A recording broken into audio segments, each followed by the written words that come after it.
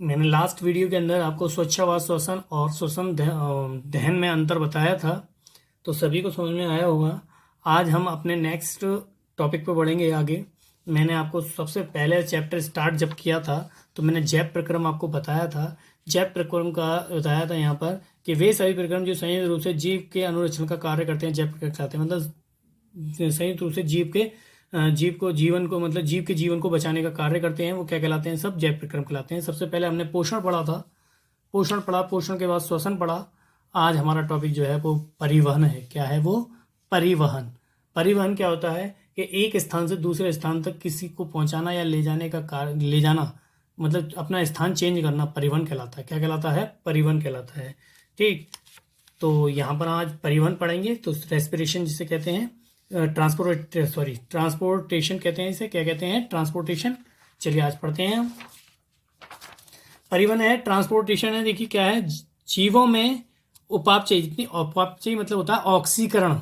उपापचय मतलब क्या होता है? ऑक्सीकरण।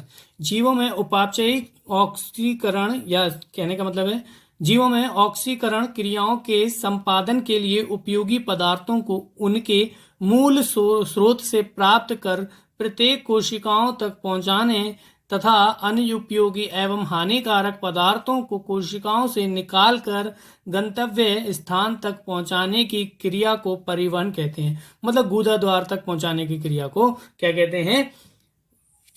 परिवहन कहते हैं। मतलब कहाँ से?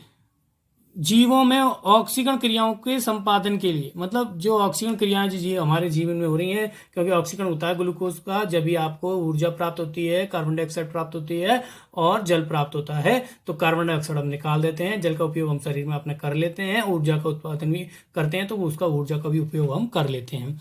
ठीक, स्रोत से प्राप्त कर प्रत्येक कोशिकाओं तक पहुंचाने। अब वो ऊर्जा जो प्राप्त हुई है सभी कोशिकाओं तक जाएगी पहुंचाने, तथा अनुपयोगी हानिकारक पदार्थ, कुछ वेस्टेज पदार्थ होते हैं, हानिकारक पदार्थ होते हैं, कोशिकाओं से निकाल कर गंतव्य स्थान तक पहुंचाने, यानी गंतव्य मतलब गुदा द्वार तक पहुंचाने की क्रिया को परिवहन कहते हैं। मतलब कहने का मतलब वही है कि एक स्थान से दूसरे स्थान तक पहुंचाने की क्रिया को ही हम परिवहन कहते हैं।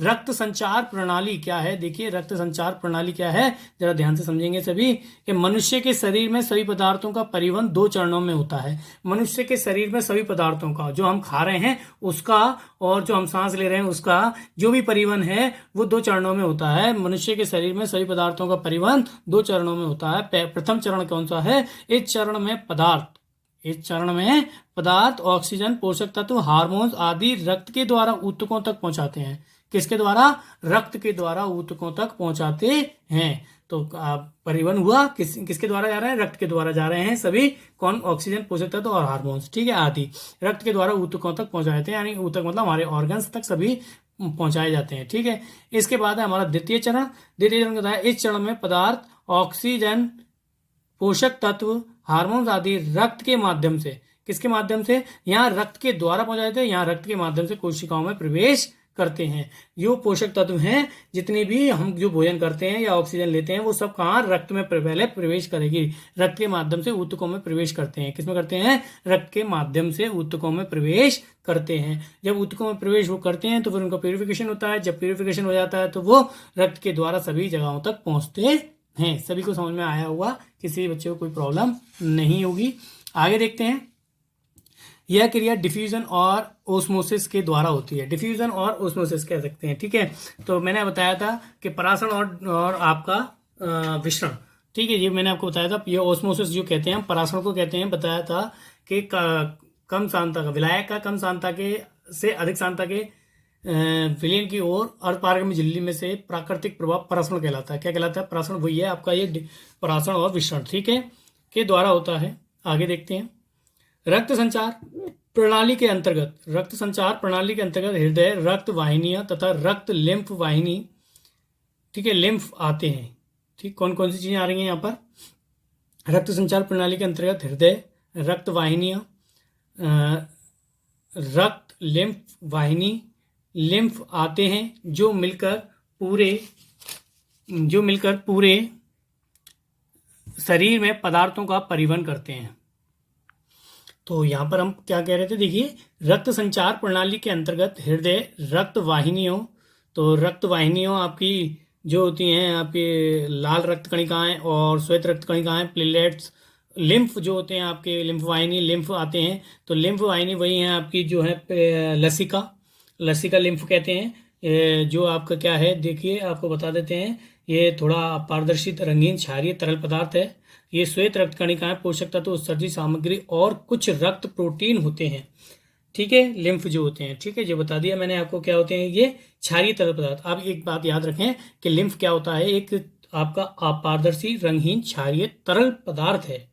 ठीक है, ये श्वेत रक्त कणिकाएं, पोषक तत्व, उत्सर्जित सामग्री और कुछ रक्त प्रोटीन होते हैं। ठीक, आगे बढ़ते हैं कि देखिए वाहिनी लिम्फ आते हैं जो मिलकर पूरे शरीर में पदार्थों का परिवहन करते हैं। ये दो, हृदय है आपका, रक्त है, रक्त वाहिनियां, रक्त लिम्फ, ठीक है, रक्त है, लिम्फ वाहिनी और लिम्फ आते हैं। जो लसिका वगैरह हैं, रक्त हैं आपके, रुधिर, लसिका, कहने का मतलब समझ लीजिए जो हृदय, ये सब जो हैं आपके क्या करते हैं, पूरे मिलकर पूरे शरीर में पदार्थों का परिवहन करते हैं। इसके बाद है बड़े जीवों के परिवहन तंत्र के अवयव निम्नलिखित हैं। बड़े जीवों के परिवहन तंत्र के अवयव निम्नलिखित हैं। जो बड़े जीव होते हैं, रक्त है, हृदय है, रक्त सभी अंगों तक भोजन या वापस एकत्रित करने के लिए रक्त सिराओं की व्यवस्था। ठीक, रक्त सभी अंगों तक भेजने या वापस एकत्रित करने के लिए रक्त सिराओं की व्यवस्था। मतलब ये सब आपके जो परिवहन तंत्र हैं वो किसके लिए हैं, बड़े जीवों के लिए। ये 3 तंत्र जो बताए गए हैं। सबसे पहले हम पहले तंत्र के बारे में बात करेंगे, रक्त के बारे में। ठीक है, रक्त क्या है, रक्त हम अभी पढ़ेंगे डेफिनेशन, पहले रक्त के बारे में समझ लेते हैं यहाँ पर। ठीक है, रक्त, प्लाज्मा, रक्त में, रक्त 2 चीजों में बढ़ता है, प्लाज्मा और रक्त कोशिकाएं, ब्लड सेल्स, प्लाज्मा और जो आपका और रक्त कोशिकाएं। प्लाज्मा सीरम और रक्त प्रोटीन में बढ़ता है। ठीक, और जो आपका रक्त कोशिकाएं, जो ब्लड सेल्स हैं, वो आरबीसी, डब्ल्यूबीसी और प्लेटलेट्स में बढ़ता है। लाल रक्त कणिकाएं, श्वेत रक्त कणिकाएं और प्लेटलेट्स। तो हम रक्त के बारे में सबसे पहले पढ़ेंगे, फिर हम प्लाज्मा के बारे में पढ़ेंगे, फिर हम रक्त कोशिकाओं के बारे में पढ़ेंगे। सभी को पता होगा। चलिए आगे बढ़ते हैं हम। ये आपने फर्स्ट ईयर में, सॉरी, आपने 9th क्लास में भी पढ़ा था। तो आज हमारा सबसे पहला टॉपिक जो है वो क्या है, रक्त है। क्या है, रक्त के बारे में पढ़ेंगे। देखिए रक्त क्या है, सभी जानते हैं रक्त। यह लाल रंग का अपारदर्शी चिपचिपा क्षारीय तरल पदार्थ है जो स्वाद में कुछ नमकीन होता है। यह जीवन के लिए अति आवश्यक तरल पदार्थ है जो पानी से कुछ भारी होता है। पानी से कैसा होता है, कुछ भारी होता है। एक व्यक्ति जिसका वजन लगभग 70 kg हो, उसके शरीर में 5 से 6 लीटर रक्त हो सकता है। यह औसतन 77 ml प्रति 1 किलोग्राम शरीर का वजन होता है। मतलब कहने का मतलब है जो आपको 5 से 6 लीटर जो वजन बताया है रक्त का, मतलब जो रक्त इतना उपस्थित होगा 70 kg के अंदर, वो किस इससे निकाला गया है कि 77 ml प्रति 1 किलो। मतलब 1 किलो के अंदर 77 ml होता है, इसीलिए 70 किलो के अंदर 5 से 6 लीटर रक्त हो सकता है, ये बताया गया इसके अनुसार। ठीक है, रक्त के कार्य।